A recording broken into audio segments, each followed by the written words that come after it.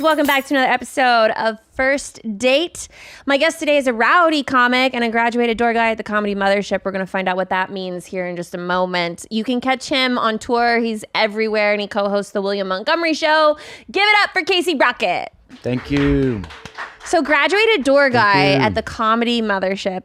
Yes. What does that even mean? Like I'm passed, so you have to be a door guy, and then when the booker thinks that you're good enough and you're ready, then you graduate and you don't work anymore. To like a bodyguard? What do you graduate to? You just do spots. You don't work anymore. Oh, so you don't okay. take out the trash anymore. You just do the weekends and you call in your avails, then it gives you your spots. So you don't have to, you get all the fun without having to work. Yeah. That's cool. Yeah, it is fun. Is being a door guy at the Comedy Mothership a good way to get in? Yeah, it's hard. There's only a select number of, there's not a very high turnover rate because it takes a while to, part of being passed is being able to support yourself financially without working. So that's, there's not a lot of turnover. So there's not a lot of people being ingratiated into it. So. Yeah, that would suck if they were like, you don't need to be a door guy anymore. And you're like, but I need my salary. Yeah. Please, my family. Yeah, no, let me keep going. Wait, can I say something? Please. First date, baby. Hey, you sing that better than Heather. So cool. I'll let you know whenever we do like the, what is it, the remix? Mm-hmm. Yeah. Oh, that would be good. I'll have you do my remix. Ooh, dueling first dates. Like, oh, that's so fun. Like a Run DMC Christmas thing. So yeah. Cool. Yeah. I love that. Where are you from originally? Georgia. I am from Georgia. Okay. The state. Yeah. North Georgia, the state, not the country. Yeah, that's where I grew up. I was born in Illinois. I lived in Idaho, and I've been here for 4 years. So I've been all over the place. But do you like it here? Yeah, I prefer it here over the other places I lived. Yeah. Mm-hmm. How old are you? 29. Okay. Do you have a girlfriend? Yeah. No, not yet. Do you want one? I've had them. I just got out of a relationship that was several years, but so not yet is not the right way to put it. You're not in a relationship at the not currently time. No. Okay. So I have some very specific questions here that people have asked me to ask you, and I'm going to go through those first because I think they're hilarious and I don't know what they mean. Go on. Okay. Why do you hate Beatles so much? Beatles? Do you hate Beatles? Have you said that at some time? Oh, I don't know if I have. Do you like Beatles? Sure. Beetlejuice? Damn, so fuck you, You're whoever way told me off. to ask that. You're way off and you're way out of pocket right now. I'm about to leave. Maybe they meant the Beatles. I love the Beatles too, arguably even more than the insect. I think about Beatles, the band, Paul McCartney, George Harrison, more than I do the insect. As do I. Yeah. Who's your favorite Beatle? George Harrison. He's the most, I think, the most underrated Beatle. Uh-huh. He wrote My Guitar Gently Weeps. Mm-hmm. All Things Must Pass is such a beautiful album. He's like really, God, he's beautiful. I know. Yeah. I'm a big fan. Yeah, me too. I'm a huge fan. I don't know why someone would say some crap like that. I don't either. Maybe they're trying to instigate an argument here because the Beatles are also my favorite band. In fact, I like the Beatles so much that my baby shower's theme is Yellow Submarine. Whoa. Yeah. That's pretty cool. I'm excited. I was thinking of something the other day. I used to have a thing called Bebo, which was like MySpace for elementary school kids. It was called Bebo. And I didn't understand Google until I was much older. So I thought, I didn't understand you could just look stuff up. So I remember being on Bebo and I typed out I would play the song Yellow Submarine, which is not like a very deep song. And I would type the lyrics on my Bebo, and it took me like 3 hours to type all the lyrics. And then I wanted to fact check it, so then I Googled Yellow Submarine lyrics, and I was like, oh, I could have just copy pasted it. Like I didn't have to. I was thinking about that like 2 days ago, and I don't even know why I picked that song because it's not even like that cool of a song, like to be like it's not like a Bob Marley lyric or something. Yeah. Have you seen the movie?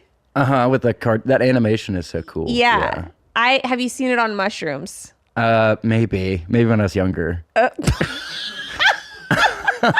Hard to say around the holidays, but It's totally possible. I used to maybe smoke weed and watch it and stuff. Yeah. Not It's really mushrooms. cool. I really like it a lot. Yeah. Do you prefer incandescent or LED Christmas lights? Incandescent. Is that like you conjure light? Is that like conjuring lights? No, incandescent I think is like the old school ones where they actually get like hot. Oh. Sorry, I just thought about the conjuring and I got really scared. I hate thinking about that stuff with the nun. I like incandescent too. Not The Conjuring.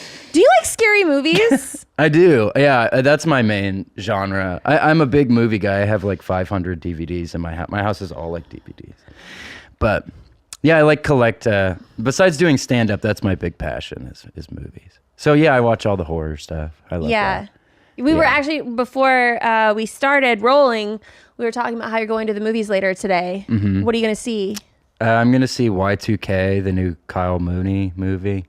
It's like, what if Y2K was real? And it like turns all the electronics alive and they start attacking everyone or something. I haven't seen it yet. So it's like a mix between Transformers and Apocalypto. Yeah, an Apocalypto, the Mel Gibson movie, Apocalypto. Yeah. Yeah. Apocalypto. Isn't that what it's called? It is. That is what it's called. Yeah. I haven't thought about that in a really long time. I feel like that's kind of what that sounds like. Sure. I'll come back once I've seen it. Yeah, let me know. Keep me posted and updated. And please eat popcorn.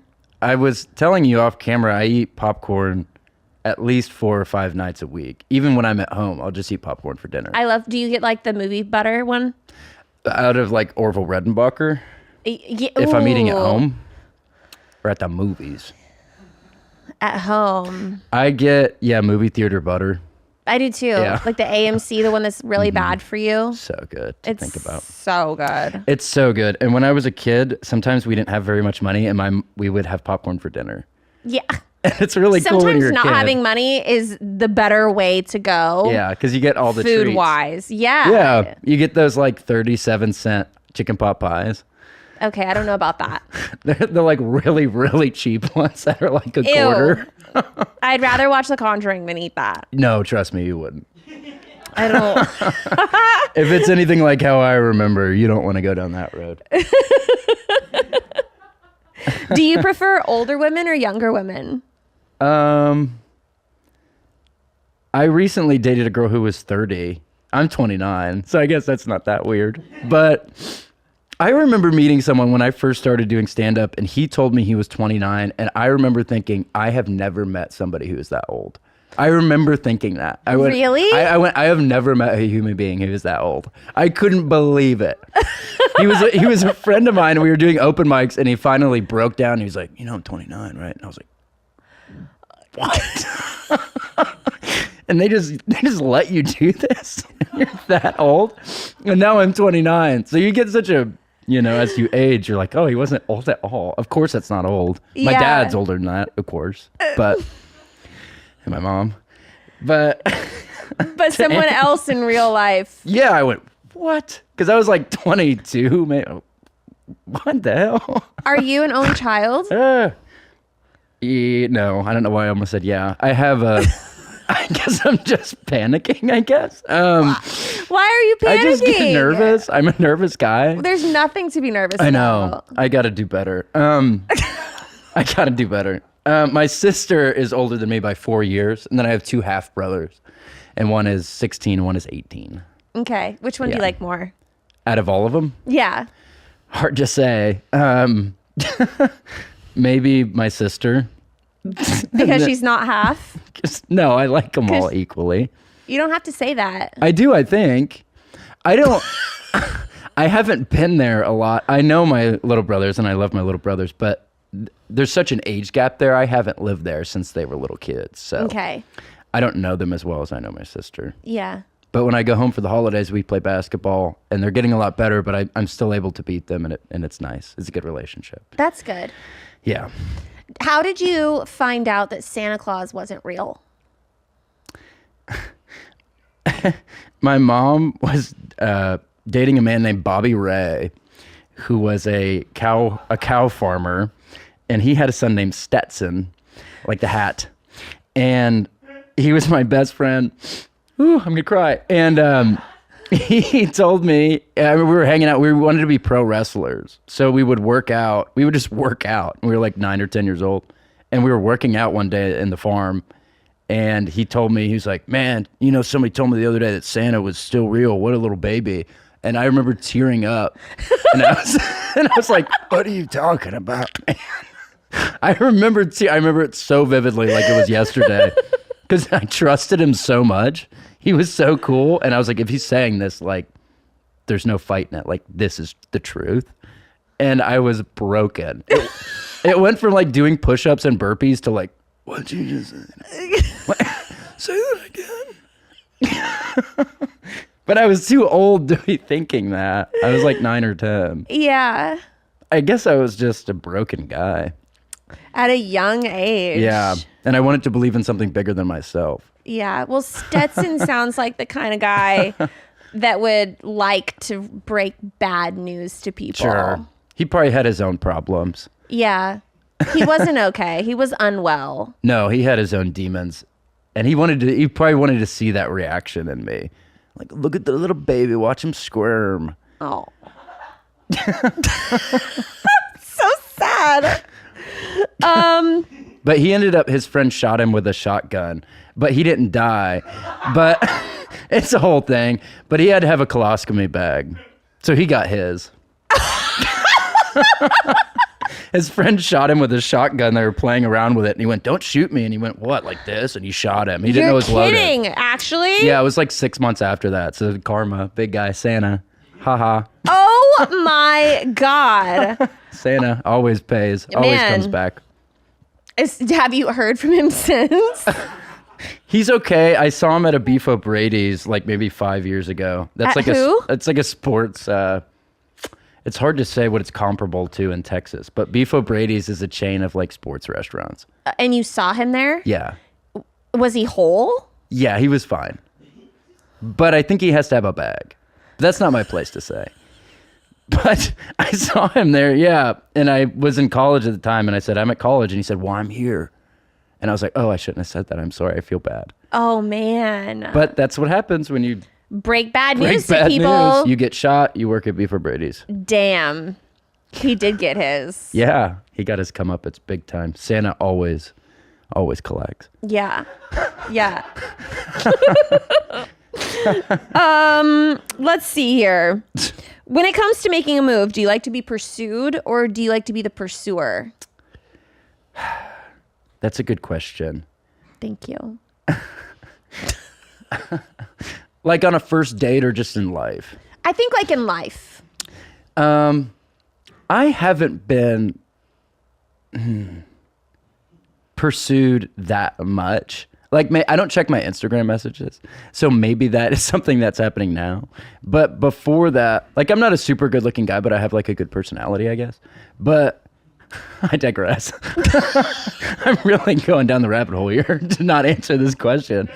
But I don't know, because I've had girls in the past, since I got out of that longer relationship, who have pursued me, and I don't think I liked it as much. I think that's what you want in your head, and then when it's happening, you're like, oh, it's crazy. Yeah. What, does she like me for who I am? That's so gross. Yeah. What's wrong with her? Yeah, well, she must be insane if she like likes me like that. Yeah. Well, which is so weird. If you ever want someone to go through your DMs and like look for you, I'd love to be that person. Sure. That would be good. There's a bunch of them. I feel like we could have a whole section of you reading the DM sliding in. Uh-huh. And then I'd love to also respond for you. Where I watch them come in live.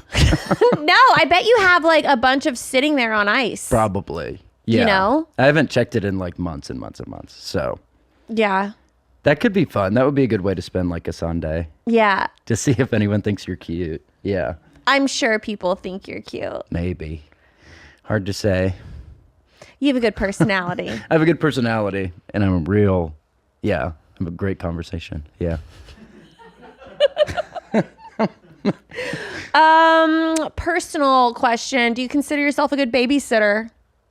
No one has ever had me babysit their child ever. Not once, not even my little brothers. So I would not know. I don't think I've done it one time. Okay. It's not a guy thing. It's definitely not a guy thing for like me. Yeah. Yeah. You know, you never really think about that, but babysitters are like almost 100% of the time female. Yeah. Unless it's like an effeminate, like maybe nerdy guy. Yeah. Yeah, which even then I'd be like, why do you want to be at home alone with my child? Yeah, you got to ask yourself these questions. You know? It's like strange to think about. Yeah, I'd rather be out there playing football. Yeah, I don't blame you. There are some things in life that are okay to be a total crapshoot, like trying a new type of milk in your coffee. But finding the right doctor shouldn't be a total crapshoot.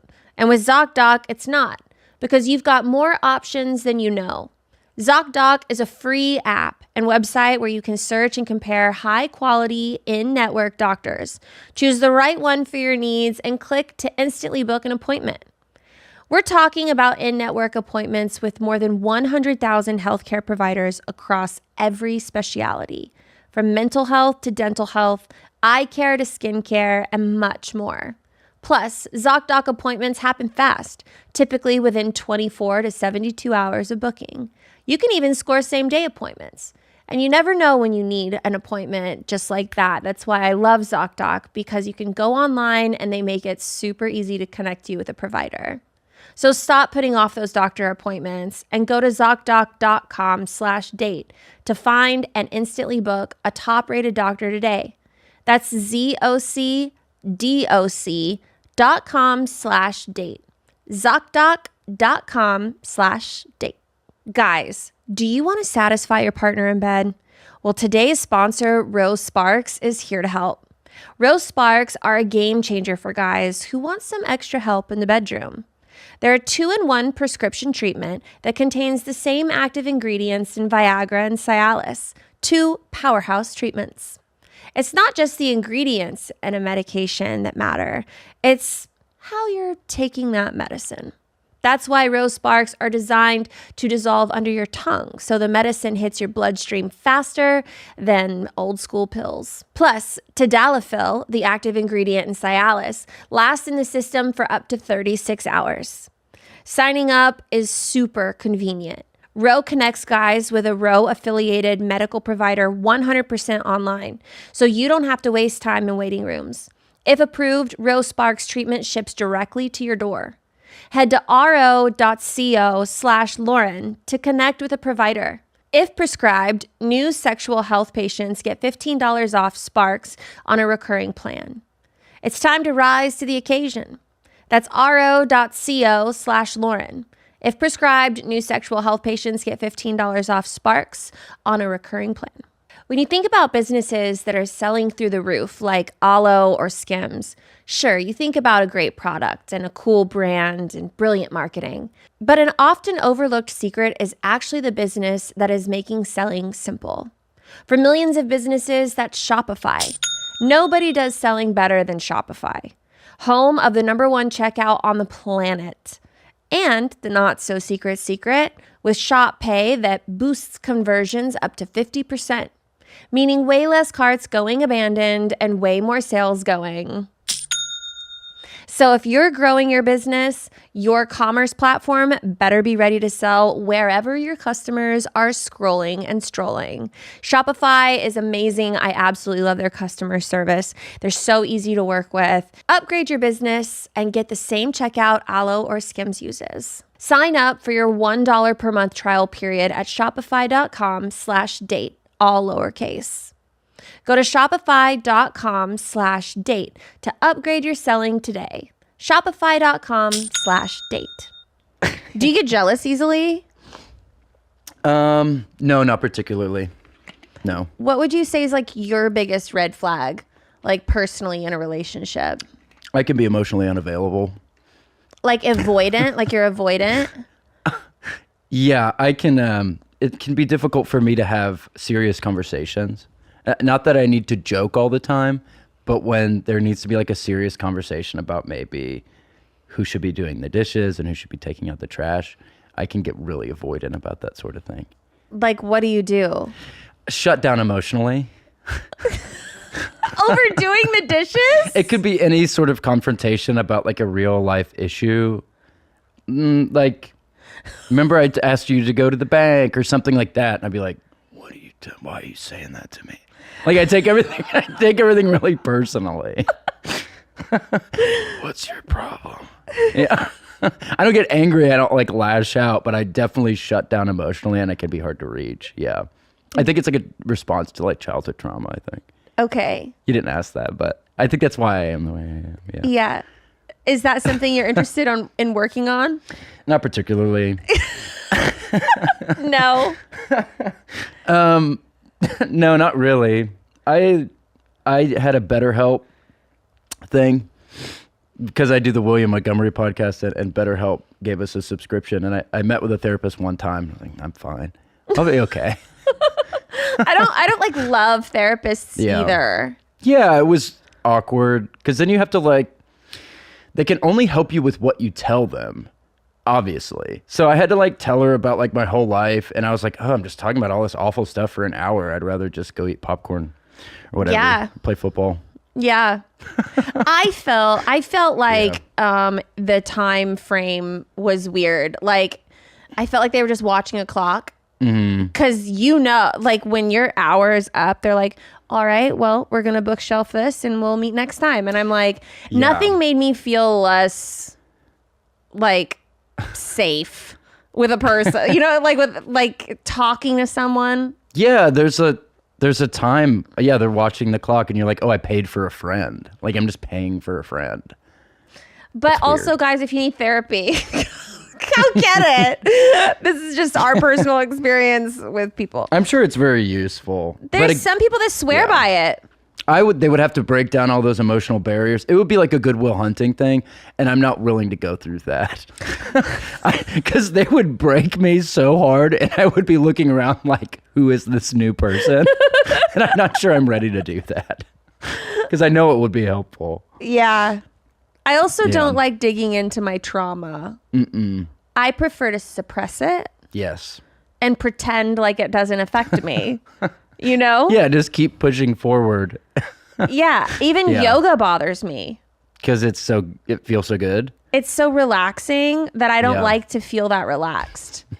Sure. Yeah, I have a lot of friends who meditate and things like that. And they're like, oh, it's really helpful. I'm like, I don't want to be helped. I want to stay bitter and rock and roll. Yeah, I feel like I have some of this. I have some of that same vibe. Yeah, I want to stay with this tough exterior so nobody can really find out the real me. I feel you. Sure. Same way.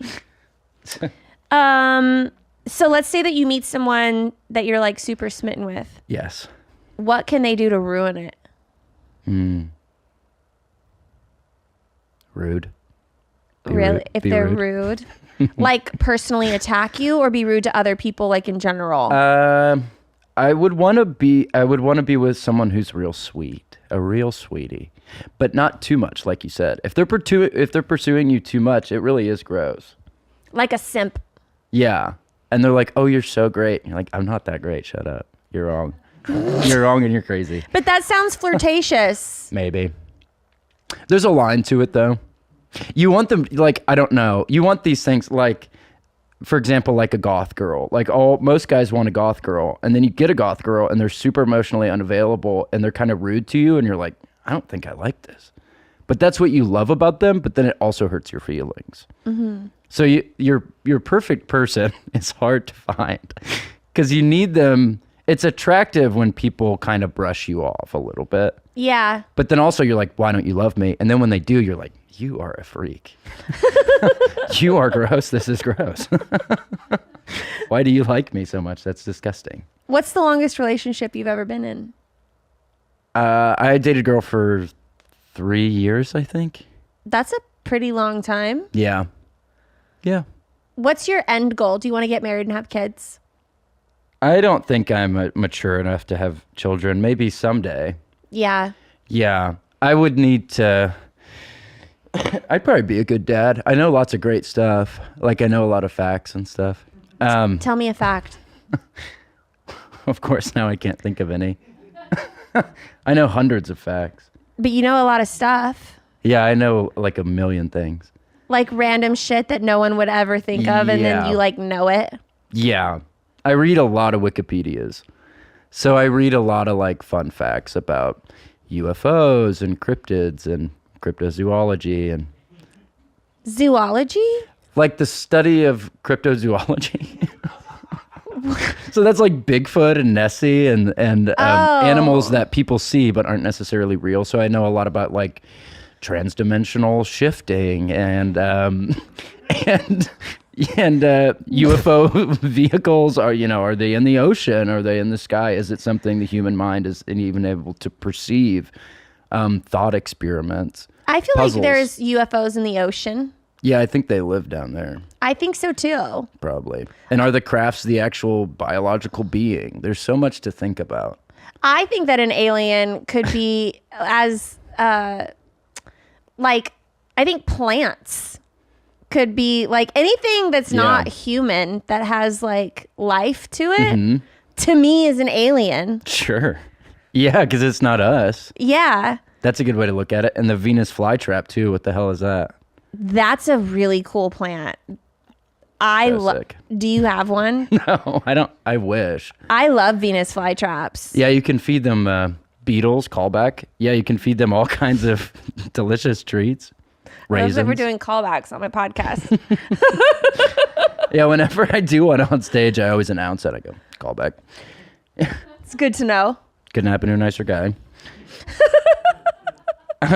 I feel like this might give you a better idea of who I am. I brought this from home. This is some people that I've dated.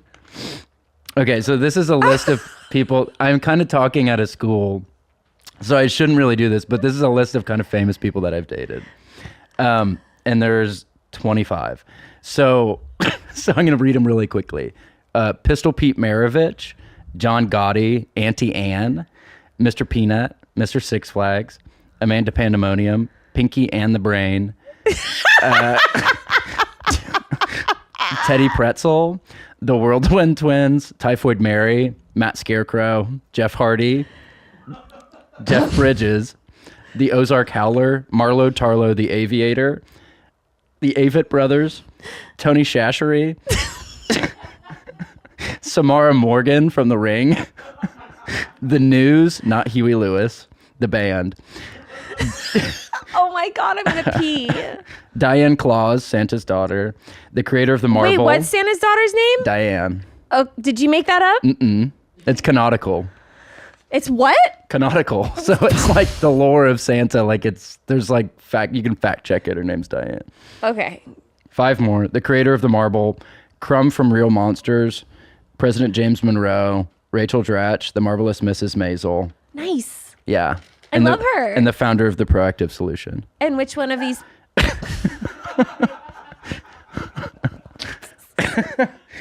So that gives you like, I get around. So I've been known to love them and leave them. Yeah. Who would you like to add to that list? I thought the girl from Civil War, the new movie, was really great. She's also in the new Alien Romulus. I can't think of her name though. Okay, well, she's gorgeous. We'll Google her. Yeah. Whoever that is. Yeah. Who's your biggest celebrity crush right now? That girl. Okay. Yeah, I don't remember her name Callie though. Spaney. What is it?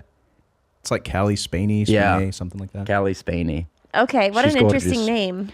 Yeah. And then there's a wrestler in AEW named Timeless Tony Storm, who I really, really have a huge crush on. Did you ever watch the WWE? Yeah, I watched it a lot with Stetson, my friend. I was obsessed. Me too. Thursday night SmackDowns. Yeah. Oh, I loved it. Yeah, I went to AEW in July and got to watch it. It kind of reinvigorated that. I went to Royal Rumble in January. Did you? Yeah, it was really fun. Have you seen the Vince McMahon documentary? Yeah. That was pretty cool. It was cool. Yeah, he did a lot of bad stuff, but he did a lot of good stuff too. But I mean, yeah, I'm not saying he's like the best person, but it was a cool documentary. It was cool. Okay, I'm going to ask you, I'm going to go to my tasting menu here. Go on. So it's like a this or that thing, and it's the first thing that comes to your mind. You call it out. Okay. Cats or dogs? Dogs. Hot dogs or pizza? Hot dog. Netflix binge or outdoor adventure? Netflix binge. Singing in the shower or dancing in the mirror? Singing in the shower. Okay, good. Sneakers or sandals? Sneakers. Snowball fight or water balloon fight? Snowball fight. That's painful and you're fucked up. Big party or small gathering? Small gathering. Have you ever had a surprise party? Mm-hmm. Have you ever thrown a surprise party? Mm-mm. You're a bad friend. Hot chocolate or eggnog? Hot chocolate. Do you drink alcohol? No. Not at all? Uh-uh. Have you ever? Yes. What's your... Severely. What? Oh, really? So you're sober now? Yeah, uh-huh. Do you relapse from Robitussin? No, the last time I did it, I was 18. So it's been 11 years. Wow. Off the tuss. Yeah. It's a young man's game. Yeah. You gotta know when to pass the torch to the next generation. Yeah. Cake or pie? Ooh. Cake. Chocolate or vanilla? Vanilla. Fly or road trip? Road trip. Dine in or delivery? Dine in. What's your favorite restaurant? Oh, Charlie's. Where's that? Oh, Charlie's. I don't know why I thought of that. It's a Beef O'Brady's situation. I only go to Irish themed restaurants. So, oh, Charlie's, Beef O'Brady's, O'Reilly Auto Parts. So those are the big three. Burlington Coat Factory. Oh, Charlie's. It's not Oh, Charlie's. It probably is legitimately Chili's. I love Chili's. Okay. My first modeling job I ever had was on the Chili's menu. Whoa. I was holding a margarita and I was pretending to cheers with someone else and I was like this. And that was it. And I was on the cover of the menu. Whoa. That's a good get. I thought that was so cool. It is cool. And then it was nationwide? Yeah. I could go to Chili's and be like, can I see your menu? And then I would take a picture with the menu and be like, that's me. And I was like 16. It's exciting. Thank you. You're welcome. Superhero or villains? Villains. Who's your favorite villain?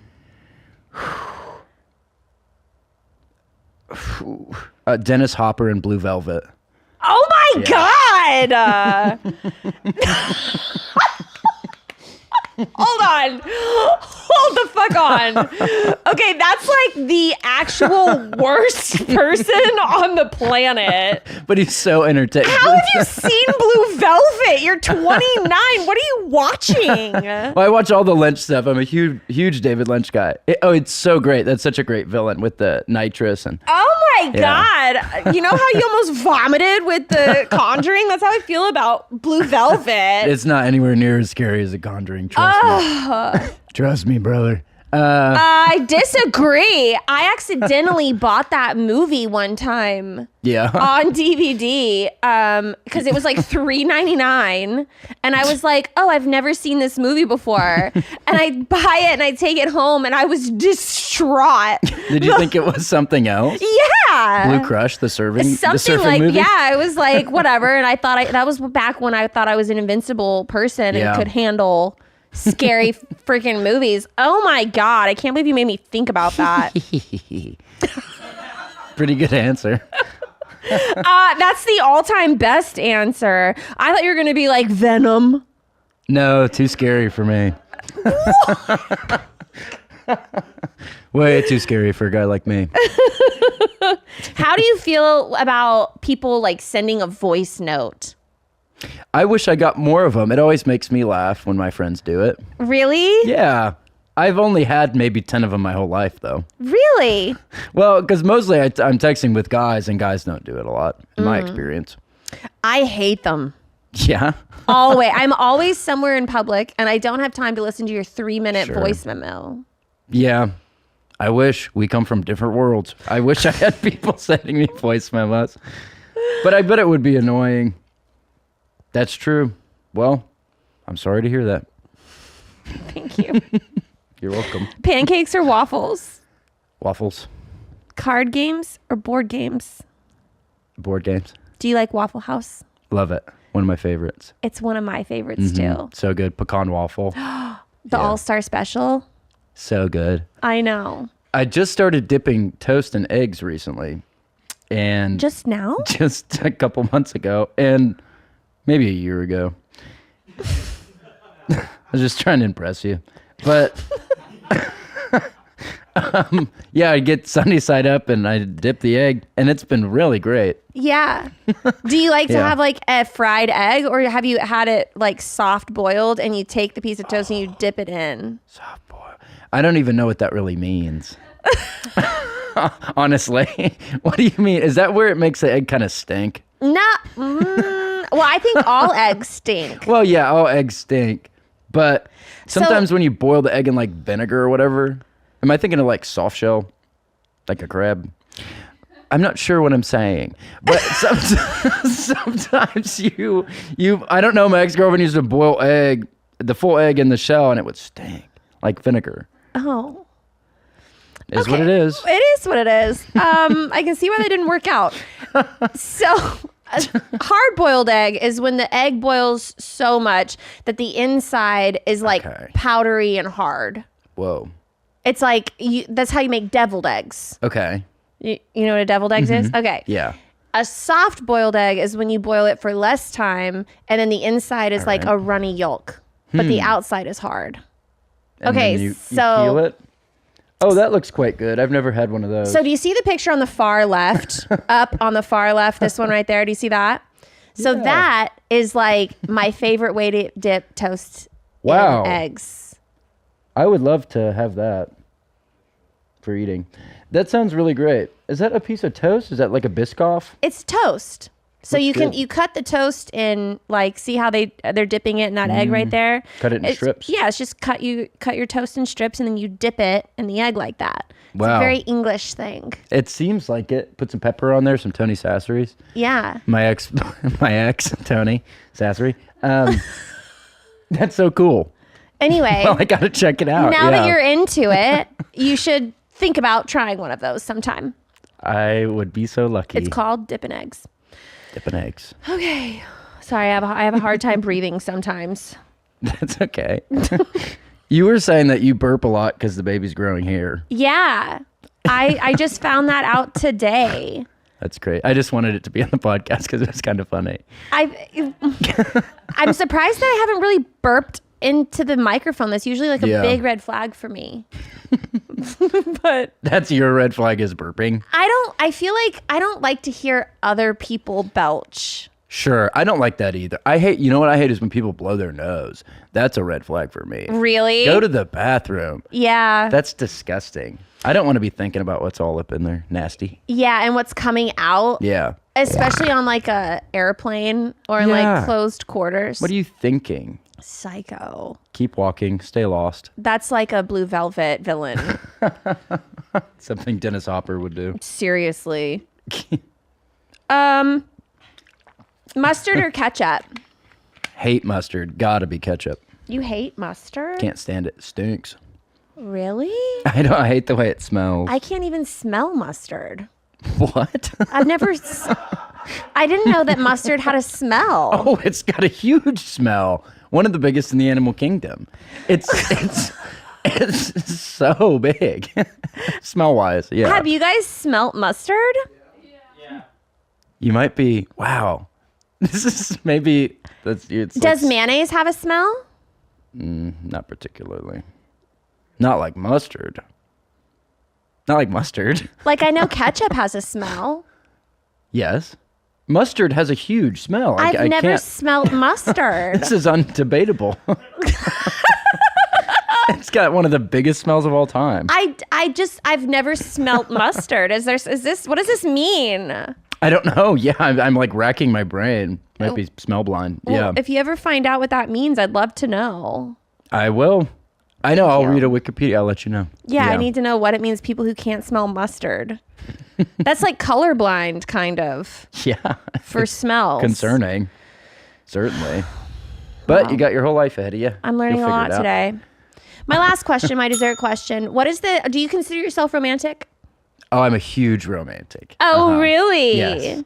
What is the most romantic thing you've ever done for someone? The most romantic thing ever. Oh, I've done like fun, like scavenger hunt type things. Like my God, that's so fun. For like presents. So I'll leave a note like, check in the pantry, and then there'll be a note on the cereal box, and then they open and it'll say like, check a DVD, and then they check the DVD, and it'll lead them somewhere else, and then eventually they get like their present. I've done that. I've flown people places, I guess, is kind of romantic. That is romantic. I love the scavenger hunt thing, though. That's good. And then it keeps the present going, where you're really excited and. Yeah. And it's better than just giving someone something. You send them on this little adventure. Yeah, and they're excited the whole time, and they're laughing, and they're so happy. Yeah. Do you like Christmas? Is that your favorite holiday? I love Christmas. I feel like the lights. Do you like lights? I love lights. I can't get enough of them. One of the best things. Do you have a Christmas tree? No, I live alone. You can still have a Christmas tree. I guess I could. I have a lot of Christmas candles. I light them at night sometimes. Okay. Yeah. I have some candles. Not a tree, though. I don't know what I would... What? I don't have one. No Christmas tree. I wish. Okay. Someday. Are you going to go home for Christmas? Yeah, I think so.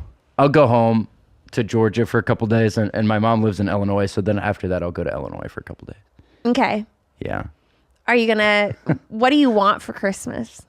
Bluetooth headphone. Bluetooth headphones? New basketball.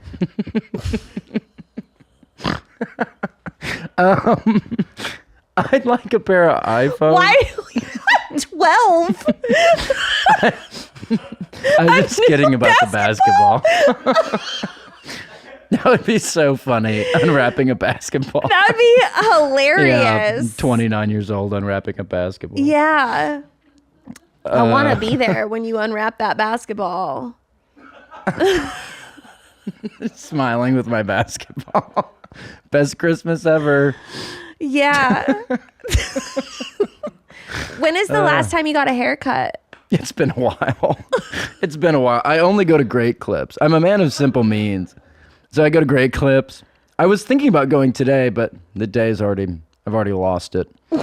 So, and maybe tomorrow. I always go to Great Clips, different ones too. I don't even care. What do you tell them? How do you explain your haircut? I say I still want it to be big, but I don't want as much frizz.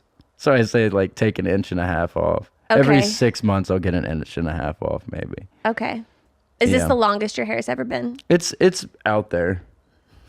I think it's been a little bit longer. Okay. Yeah. It's pretty long. Everybody's talking about it. Everyone's talking about it.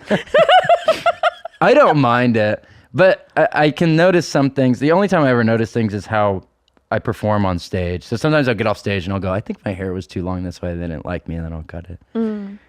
But it's just delusion.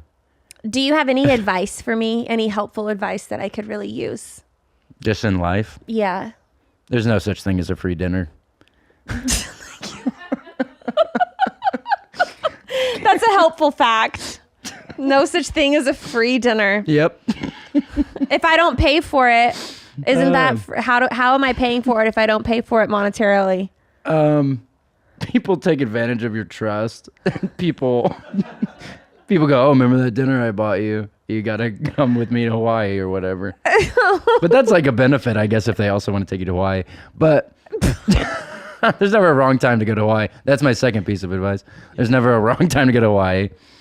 And the third piece of advice, rounding out the top three, would be love like there's no tomorrow and laugh like no one's watching. Dance like you're alone. Yeah, dance like you're alone. Okay. Smile like you're with friends. Yeah. Well, thank you. That's very, very helpful. You're welcome. Yeah. Where can people find you?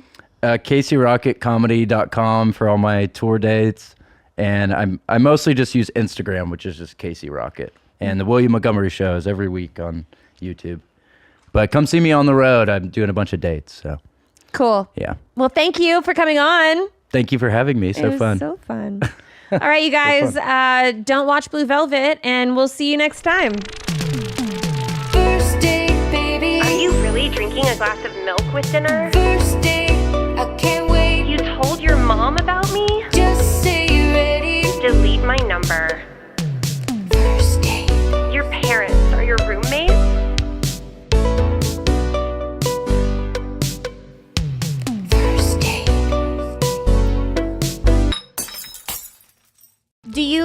have a celebrity crush? Thor. Hi. And Bert, I think Bert's very sexy. I'm obviously very attracted to Bert. But that like primal, like that is Thor. Yeah, bring the hammer. I'm so excited to see you tonight. First date, baby. First date, I can't wait. First date. Good morning. It's bright and early here on another episode of First Date with me as your host, Lauren Compton. I'm really excited today. I have a very special guest. She's the host of Wife of the Party, which is appropriately titled because she is married to comedian Bert Kreischer. She's also the co-founder of Birdie Boy Productions, Leanne Kreischer. Yay! Thanks for having me. Oh my gosh, thanks for coming on. Thank you. Yeah, I'm so glad you're in town. Yep. I get you. Yep. I have specific questions for you. Bring it on, baby. Thanks for having me. I'm so excited to be on the show. I love your show. Thank you. I think it's awesome. Thank I think you. you're just adorable and sexy and fun and funny and sharp, and I just love it. Thank you. Thank you. Well, I feel like this is going to be such a fun episode. I have appetizer questions for you. Okay. I have some new questions. And I also, at the very end, I have a bit of a tasting menu, which will be kind of like a rapid fire, like 60-second one-word answers as fast as you can. And we're going to try to get through all the questions Nice. in a fast way. So that's new. But we'll start off with my appetizer questions. Have you ever had to pay on a first date? I don't think so. No, I don't love remember. that. No, I don't remember ever paying on a first date. No. That means you've at least had like a good, what would Dr. Drew call it? Like a good Barometer. barometer, Yeah. a good picker. Yes. That's great. Let's say you see a hot guy across the bar and y'all make eye contact. Do you need him to come make the first move, or are you willing to make the first move? I'm assuming you mean before I got married. Yeah, of course. So yeah. Well, I asked Bert out, so that should answer that question. Yeah, I had no problem approaching a guy ever. No. How did you and Bert meet? We met bowling. So we had mutual friends who had a bowling night, and we were on the singles team together. I knew his roommate really well. So I said to his roommate, hey, give him my number after we were bowling. We had so much fun. I'm not really into dating a comic, but we had so much fun. We'll have like 2 dates, and then we'll be friends forever. Yeah. And then he never called me. What? Yeah, right? So I called his roommate like 5 or 6 days later and went, what the heck? Why didn't he call me? And Yeah. he goes, well, ask him yourself, and handed Bert the phone. And I was like, what the heck? I'm a cute girl. We had so much fun. Why didn't you call me? And he was like, he just kind of stammered and stuttered. And I was like, dude, if you ask me out, I'll say yes. And he goes, because I thought maybe he was scared of women in general, romantically. So he asked me out. I said yes, hung up the phone, and he goes, she just wants me for my body. So he shows up. All right. So he paid for the first date, but this is the only time this happened. He pulled up in front of my apartment building and blew the horn for me to come outside. Oh my goodness. And I was dressed in a dress and heels, and I was going on a date. And this man's outside honking for you Monk to in his come truck. out. Yep. So I go outside and go, okay, if that's how we're going to start, let's see how this ends. So I got in the car, and he apparently, as soon as I walked out the door of my apartment building, realized I was not a booty call, that I was really a date, Yeah. and had a panic attack. Could no longer tolerate his shoes. Did not eat a bite at dinner. Was like stammery, stuttery, nervous wreck, sweating profusely. And I was like, he is terrified. He is terrified of like a real woman. You know? Yeah. I was 32 at that point. So, yeah, the date. And then I couldn't get rid of him. Like I couldn't, he was like, let's go get another drink. Okay, how about we go get another drink? Okay, how about we go get a 6-pack at Ralph's? How about we, and I was like, it's 2 a.m., dude. Goodbye. Bye-bye. Have a nice day. Yeah. And then he called me 9 o'clock the next day. You want to go out? 9 o'clock the next day. You want to go out? 9 o'clock. He did that forever. He never left. Never left. Yeah. Well, obviously you're dating a party boy, or at least he was like the biggest party boy ever. Yep. So you must have some of that in you. Do you feel like he brought that out in you? No, I think we were a match made in heaven. Yeah. Yes, I won the FSU Belch contest. I didn't go to FSU, but my sorority had like a big conference at FSU. Uh-huh. And there was a Belch contest, co-ed, and I won. My dad kept the certificate on the wall for years. I was a real big partier in my sorority. So I was very involved in my sorority. I don't think I would have dated Bert in college. I think he would have been too much. Yeah. But by the time I met him, that had calmed down a little bit for him. Right. And it had calmed down a lot for me. So, but yeah, I have no problem. Last night we were at the bar doing shots and people kept leaving me out. And I'm like, why are you leaving me out? I'm not dead. I'm just 53, right? Oh, sorry. I'm just 53. Like, don't leave me out. I want one too. Come on. So I don't think anybody really knows that about me, Yeah. but that's fine. I don't care. Oh, I love that though. That's cool. Yeah. It's like your secret weapon. It is a little bit. Yeah. Yeah, I can hang with the boys. You're fun as hell. I am fun as hell. What do you think what set Bert apart from all the rest of the guys? Like what made you really want to date him? That's a really good question because about 2 weeks in, I just went, this might be what I'm looking for. And what I don't know what it was maybe about him, but the way I felt when I was with him is that I could completely be myself. No, I'm from a real small town that's really redneck. And when you date guys in LA, they don't understand that. Like there's a lot about your family culture that on the surface looks not great. Right. But really when you sit and talk to somebody, you go, oh, well, they're just a regular person just like anybody else. I didn't have to explain that to Bert. So I didn't have to explain a lot of myself to Bert. He just kind of got me right away. So I think that was probably the first thing that I went, oh, okay, I don't really have to put on airs, so to speak. I just can really completely be myself. You guys had really good chemistry, it sounds like. Yeah, we did right from the beginning. Yeah, and I understood him right from the beginning too. So yeah, I think that was it. What is your least favorite trait? Oh my God. We only have half hour, right? That's not long enough. Least favorite. Well, I have like a physical, like an action least favorite trait. He's super slobby. Like, I mean, like gross. I mean, like frat boy, like I stick stuff under the table. You should look in your coffee table in the lobby, just saying. He stuck some stuff under shit. No. There's flossers all over the floor. Boy can't put anything in a hamper and has no interest in helping me out with it. It doesn't connect to him that if he leaves it in the floor, we don't have a housekeeper. Like if he leaves it in the floor, somebody's going to pick it up and that's me. Yeah. And he just doesn't put two and two together that he's inconveniencing me by just being himself. And I've even said to him before, I've been like, you know how this affects me? And he'll go, hold on. You're trying to change who I am.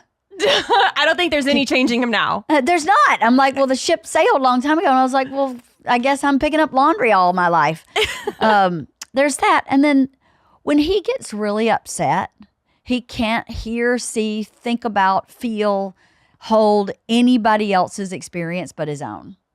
So that's really not my favorite because sometimes I go, I'm having an experience here also. Right. And it may not be as intense as yours, but it's still happening. Yeah. So I'd like to be heard. I always have to wait. I have to wait until he calms down. And sometimes that's like the next day. And then I can go, okay, here's what was going on for me. It's so interesting in relationships because it sounds like you know him better than he probably knows himself. That is correct. You are correct. Yes.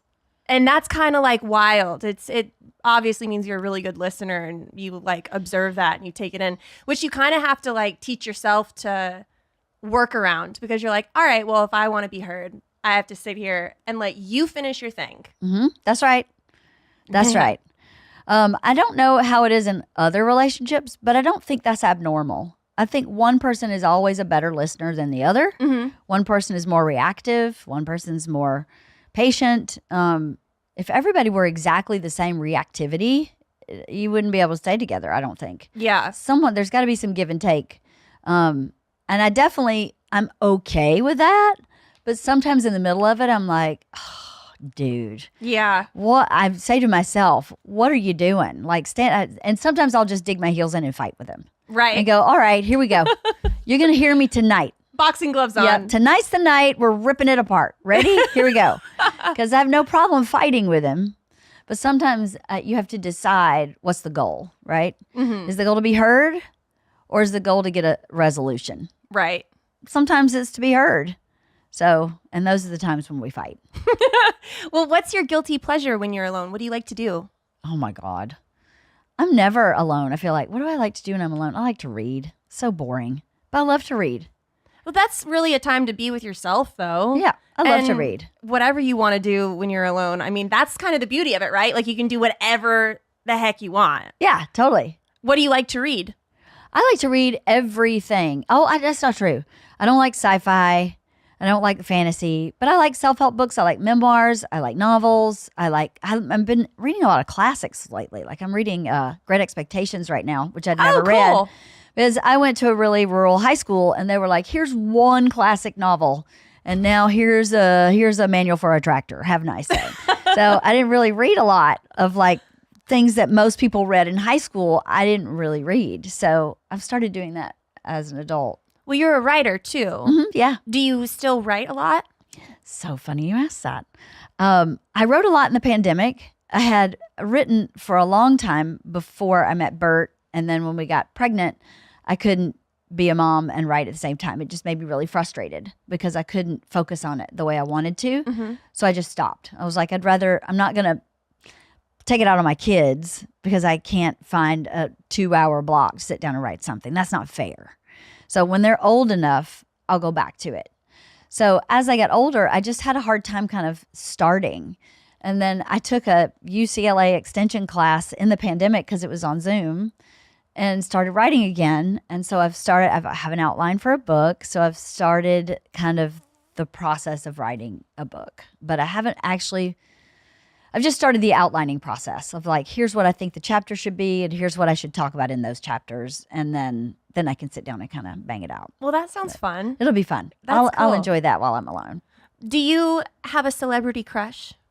Thor. Hi. Hi, Thor. Like Chris Hemsworth? Yeah. Okay. Like all of him. Yeah. Every bit of him. Yeah. Thor and every bit of him. Yeah. Do you think that there's I mean, he's so buff. Is it the accent? I don't know. I'll tell you this. Before Bert, I dated tall, blonde, very fit, really Thor types. extremely handsome guys that were not so entertaining. But damn, they were nice to look at, let me tell you. And Bert, I think Bert's very sexy. I'm obviously very attracted to Bert. But that like bass, like primal, like that is Thor. Hi. Yeah. Yeah, bring the hammer. Have you ever had a terrible first kiss and Yes. Did you act like you liked it though to avoid hurting their feelings? I did, yeah. God, why do we do that? It's so, I'll tell you why. This is why I do it. Men are so vulnerable and they're so fragile. And we think that they're these big, like massive, strong. They're so emotionally fragile. They just look like Thor. 100%. I believe if Thor kissed somebody and she thought it was bad, it would tear him apart.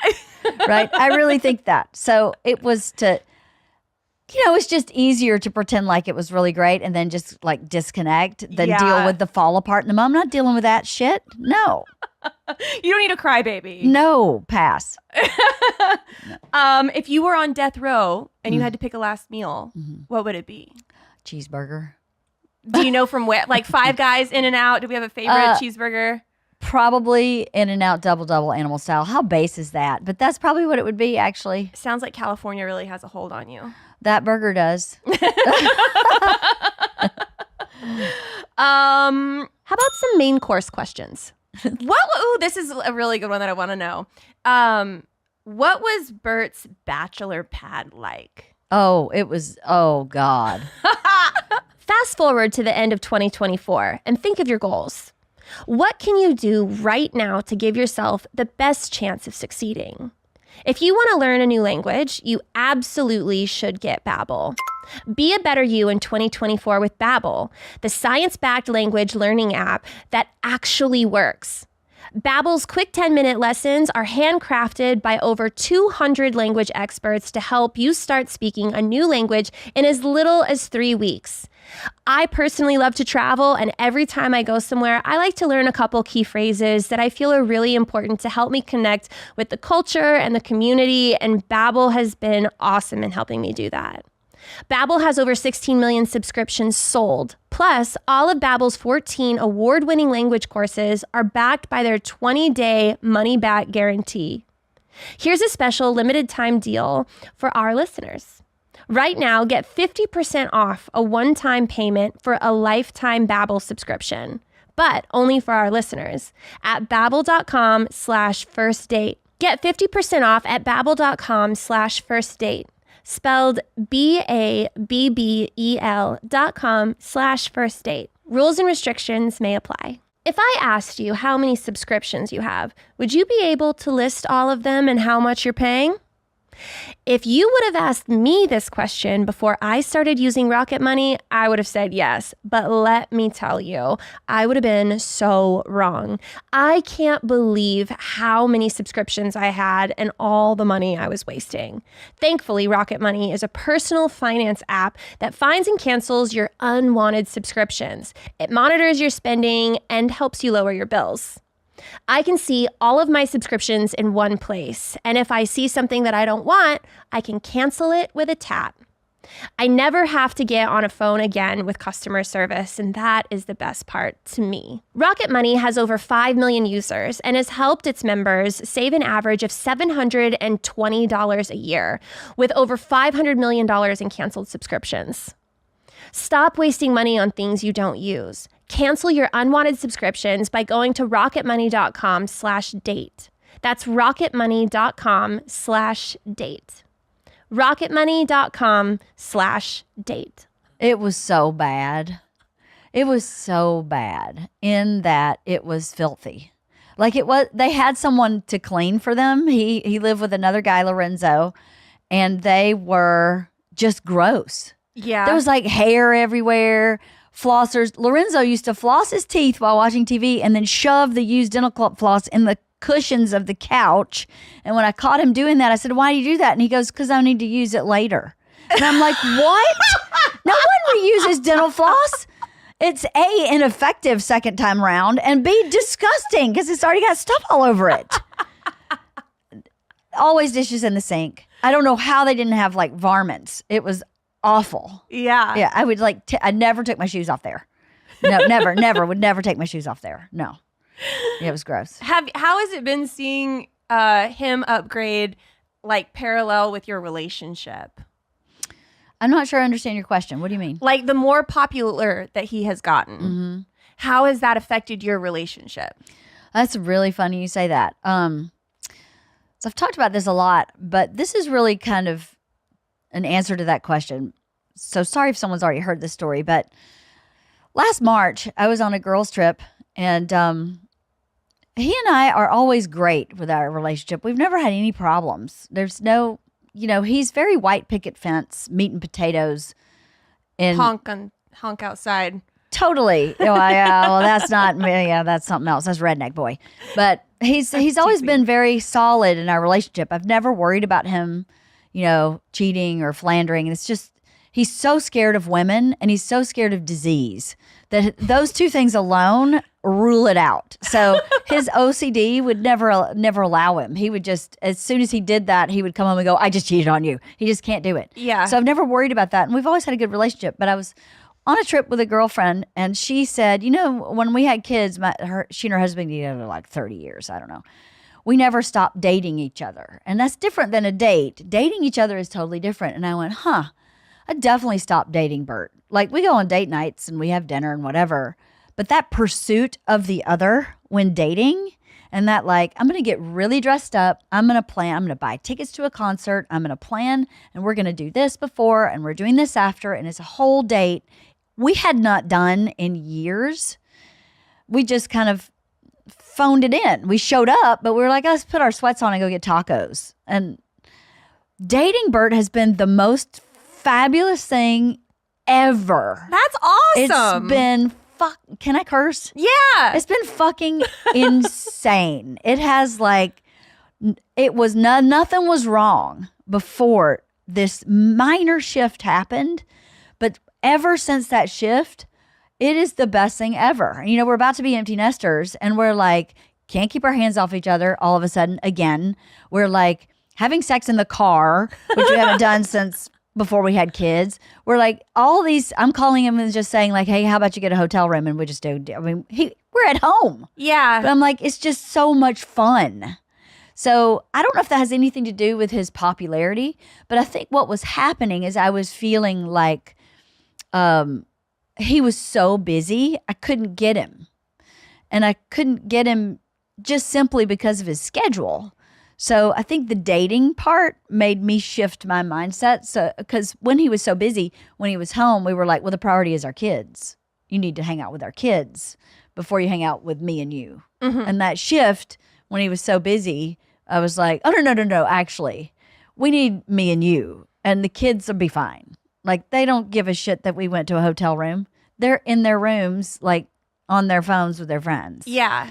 So that happened when his popularity was really at its height last year. We were really super intense. So I don't know if that really answered your question, but that's what came to mind when you said it. Well, I think that's like the best outcome ever. Like things spiced up and lit up and got even better than things were. I mean, that's like the ultimate outcome. I think so. I think it's easy. I mean, we've been together 22 years. So at a certain point, you do kind of get in like rote behavior where you just kind of, yep, let's go get the same taco restaurant, get the same, every time you come home, they want the same tacos. Yeah, you can definitely get stuck in a little bit of like a cycle or routine. Yeah. And it's good to break those things. Totally.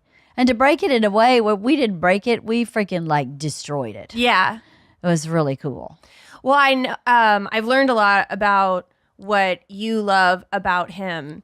What do you think? I mean, I can tell that you're awesome, but what do you think it is that Bert found and fell in love with about you? What do you think drew him in? My boobs. I think that was the beginning. He really was always like my boobs. You know, it's always a great start. You know, so it's a good place to start. And men are so visual. So, and I've always had really good boobs. No, I think that's part of it. I love you. It's true. I mean, you know, sex is real. People act like it's not real, but sex is fucking fantastic when you find the person you love, even before that. So, yeah, I think for him, it started with like, she's got nice fucking boobs and she's pretty. And then I think it grew into, I've never cheated on anybody who's been cheated on by everybody.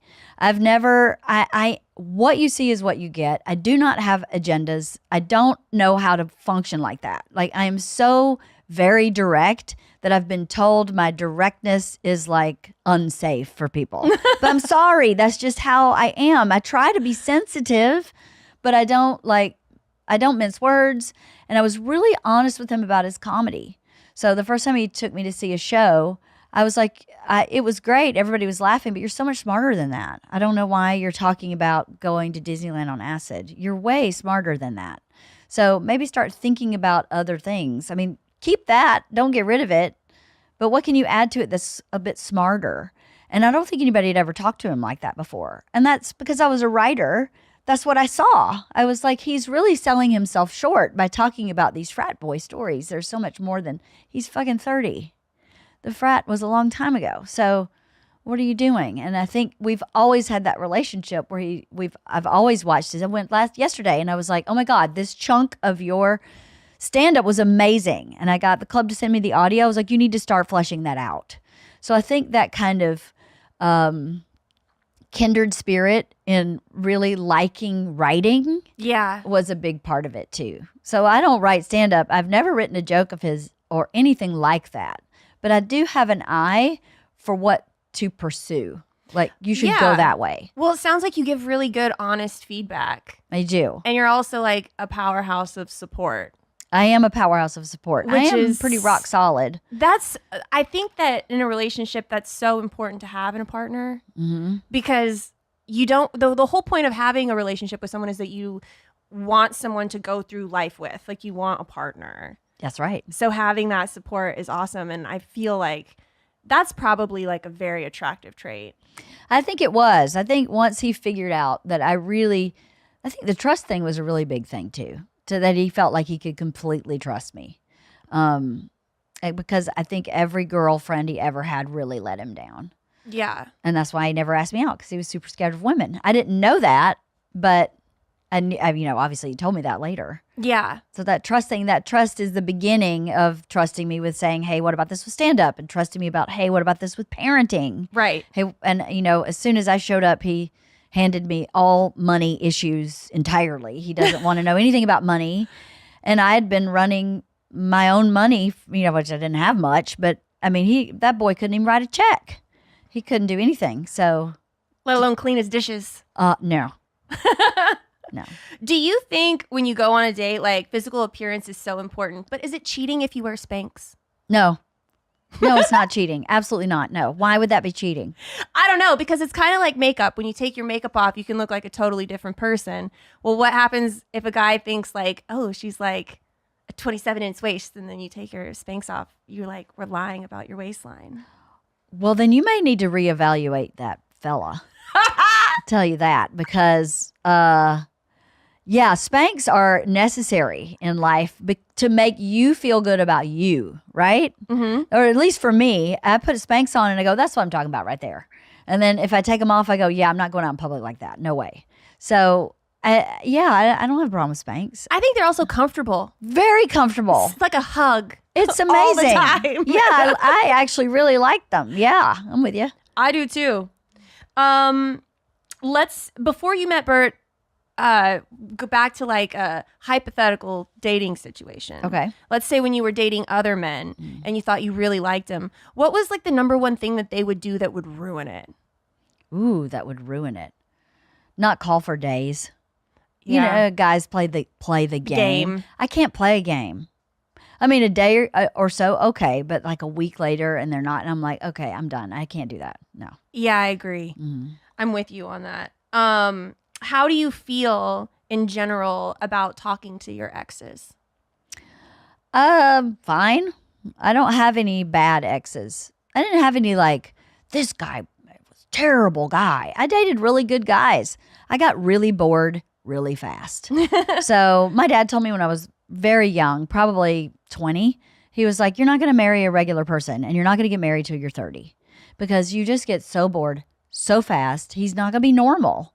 He's going to be like a professional athlete or something, like some high achieving, high thinking, high like brain person. And he was right. I just got so bored. There was no bad guy in my past. Well, there was one bad guy, but he was in high school. And after that bad guy, I was like, I'm not doing that anymore. I'm good at learning lessons, I think. That's great. Yeah, I think I figured out how to learn from mistakes really quick. I don't know how I learned it, but I did. I'm lucky. Yeah, you are. Well, your dad was right. You married a rock star. I did, sort of. I'm going to do something new. I'm going to ask you some questions from a new part of our menu called the tasting menu. Oh, boy. So this is a rapid fire Oh, God. question. You can give one-word answers, and we're going to try to do it as fast as we can. Okay. So you have to think off the top of your head. First Okay. thing comes to mind. Okay, caveat. I am in menopause, and that does slow your brain down. So just saying. I may go bibba-da-da-da-da-da-bur. No one's going to judge you. Okay. All right. Ready? Mhm.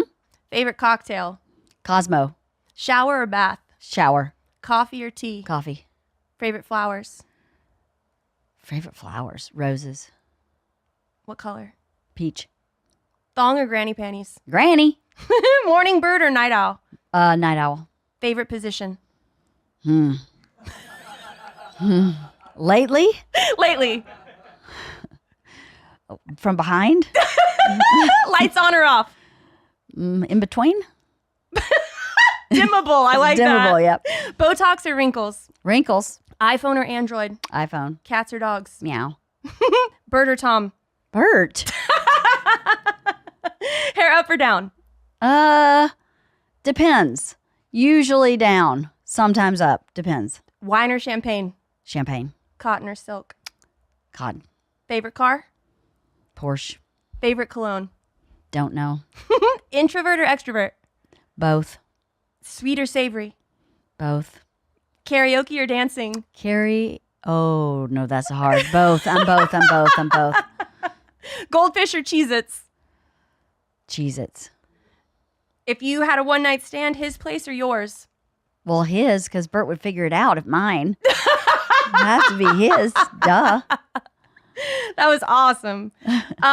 So my last question for you is the dessert question. I think it's the best question that everybody wants to know, Okay. and I'm sure it's a fun story. How did Bert propose to you? That's so funny. It's very sweet and very simple. So we found out we were pregnant. I was on the pill. We'd been dating a little over a year. We knew we were kind of going that direction, but obviously it was a little faster than we thought. I didn't know it, but he had bought my ring 2 months before we found out I was pregnant. And he, for some reason, thought I knew that. I didn't. I had no idea. We used to wake up every morning, and before we got out of bed, we would face-to-face connect and talk to each other, and it was very sweet. It was very lovely. And one day, he pulled a ring box out from the pillow, and I opened it, and it had a Tootsie Roll in it, and it said sucker. And I was like, what are you doing? Why did you do that? And he was like, because I know you know that I have a ring. And I know that you know that I'm going to do this. And I know that you know. And I was like, I actually did not know that. And he goes, you didn't? And I went, no, I did not know that. And he was like, you didn't? I said, no, I had no idea you had a ring. But now I do. He didn't have the ring with him at the moment. He was really just trying to tease me. So I think it was the next morning he did the same thing with the actual ring. Yeah. Good old Bert. That's how he proposed. So he totally blew the surprise by thinking I already, he's a goof. Well, it's good to know that he's always been the same and never ever changed. No, I have always said he is a 9-year-old teenager. So if you can just wrap your head around, he's 9 years old in his brain. He has the hormones of a teenager. You're going to be okay. That's what I have to say to myself. I had one of my best friends on our wedding day, just met him at our wedding, came to me and said, he's a kid. He's going to always be a kid. So if you don't expect anything more of him than being a kid, you're going to be really happy and you're going to have so much fun. The minute you start thinking he needs to grow up, you're going to start having problems. So just keep it in mind. Your marriage will be great as long as you let him stay a kid. And it's probably the best piece of advice I've gotten because as you have kids and as you have financial problems and as parents get sick, I think back to that and go, I can't expect more of him than he actually is. And to be realistic about your expectations. He always rises above what I expect anyway, especially in hard times.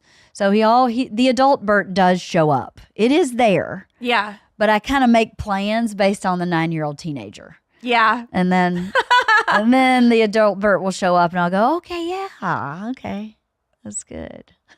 Wow. Well, thank you so much for all of the stories and telling me all about your life. I feel like I could sit here with you forever and talk.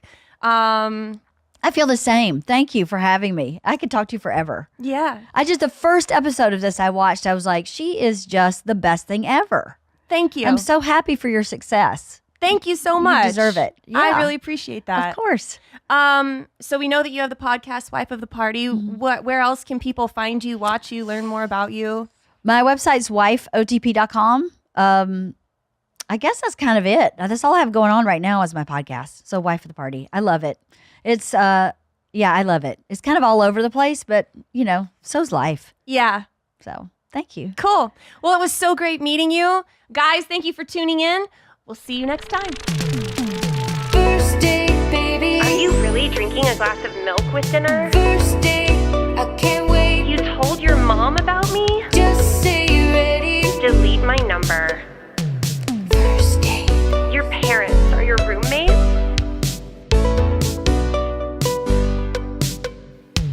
First date.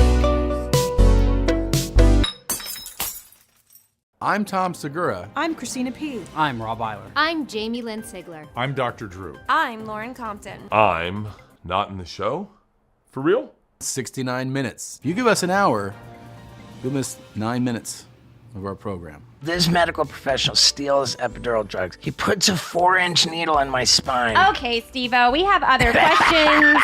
I'm so excited to see you tonight.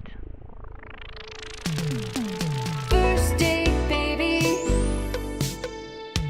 First date, I can't wait. First date. Hello, and welcome to another fabulous episode of First Date with me as your host, Lauren Compton. My next guest today, you know him from Jackass. His new comedy special, Bucket List, is out now at stevo.com. Welcome, Steve-O. Thank you so much. Thank you. I'm so excited you're here. Well, I appreciate it. Thank you. It's good to be here. I looked up your podcast on YouTube, was very impressed by your numbers. Thank you. We have a menu here. Oh, how about that? So in this menu, I have appetizer questions. Do you know how this goes? I don't, but I'm ready. Appetizer questions. So we're going to get into it a little soft. Then I have main course questions. Okay. Little meatier questions. And then we've got dessert questions. One dessert question at Okay. the end to sweeten it up. All right. So all you have to do is be open and honest. That is generally how I am. Great. Do we need a safe word? No, I don't think so. Fuck it. Unprotected. Let's just go. Sure. Okay. When you go on a date, do you take flowers? On a first date, that would not make a lot of sense to me. That would feel like trying too hard out of the gate. Like, you don't even know this person. Like, what are you doing? Yeah. Now, flowers are more, I think they come in a little later. Yeah. Are they like, if you mess up, it's like an apology? No, it's more like the anniversary of our first kiss kind of a thing. Mm-hmm. You know, like a special thing. There have been times when I bought flowers for my lady just because. And it occurred to me the other day as we walked through New York City and somebody was selling flowers at the side of the road. And I said to my lady that I felt compelled to buy her flowers, but we're traveling, we're on a trip, and they would just be more of a pain in the ass because every set of flowers I think I've ever gotten my girl, like, it is hung upside down, dried, preserved, like. Oh, that's sweet. Yeah, so it's kind of a big deal, and I'd like to call myself out for not giving her flowers enough. Oh. But check it out, the opening sequence of my bucket list special, the whole thing is just me giving Lux flowers. Oh. That's the whole thing. Like, the first thing you see in the beginning of this rotten, filthy, triple X rated and just unbelievably graphic, violent, and illegal, like, stuff. Made for kids. It's so bad. There's a reason it's on stevo.com. Okay, so the first thing you see is I grab roses out of a vase and I stick them in my teeth, and it becomes clear there's a humongous helicopter above me, and I'm like, I'm on this house, and like, I'm outside. There's all this patio furniture, and it's like such a huge helicopter that all of the patio furniture just goes violently. And with the flowers in my teeth, I climb up on the roof of the house, and the helicopter drops a rope ladder. And like, I grab the dangling rope ladder, and the helicopter flies off with me hanging by my hands. This is like some 007 shit. Big time. And it's got the most awesome, like 007 spy music, like, playing. And I fly off hanging from the helicopter with the flowers in my teeth. And we reveal that the pilot of the helicopter is Bill Burr. No! Swear to God. And he's legitimately a helicopter pilot. Like, he literally flew a helicopter for my comedy special.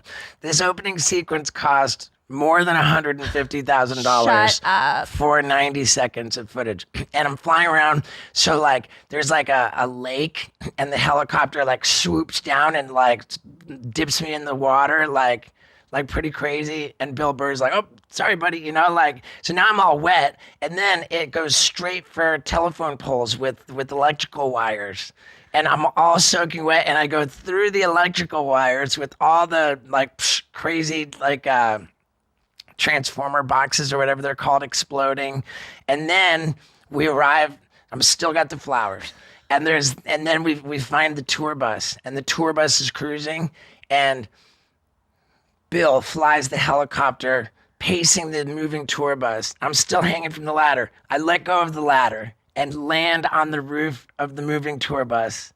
And then There's an and then. yeah, The most impressive part about this story is that you have made it here alive. yeah, for sure. You know, and then spoiler alert, my jackass buddy Preston Lacey is driving the bus. He throws up a rope, which I catch while I'm on the roof. Bus is still driving, and I'm holding the rope, and I like kind of rappel down the side and then swing as my lady opens up the door of the moving bus. I swing into the door and hand her the roses. And then I turn to the camera and say, ladies and gentlemen, make some noise for me. And the bus, that's how I get to the theater. Wow. Yeah. And at no point she was afraid for your life during this. She's like, She was so fucking afraid for my life when on the helicopter day that she literally passed a kidney stone the next shut day. up. Yeah, she was so stressed out with watching me fly around hanging from the helicopter. I can only imagine. Dropping from that helicopter onto the roof of the moving tour bus was so sketchy. That's a Tom Cruise move. Yeah, it was unbelievably sketchy and terrifying. And I Wow. was so invested in it, like money wise, like I had to do it. And so like that's like the whole thing. Like this whole filthy multimedia comedy special is a love story. Oh. Yeah, it's a love story, and like the items on my bucket list, they go in descending order of my lady's approval and support. Like I love this. I can't wait to see it. yeah, in the beginning, she's gung ho, all about it. You know, all my buddies are running for their lives, but she's standing strong, moving in for a better shot. You know? Oh, cute. Yeah, and I'm like, that's how I knew she's the one. Yeah. And so then I asked her to marry me. And then the next bit, like that's the beginning of the show. And then the next bit, it's like, all right, so now we're getting married. So we're going to have kids or what? And we answer that question with a huge stunt, and she's all about it.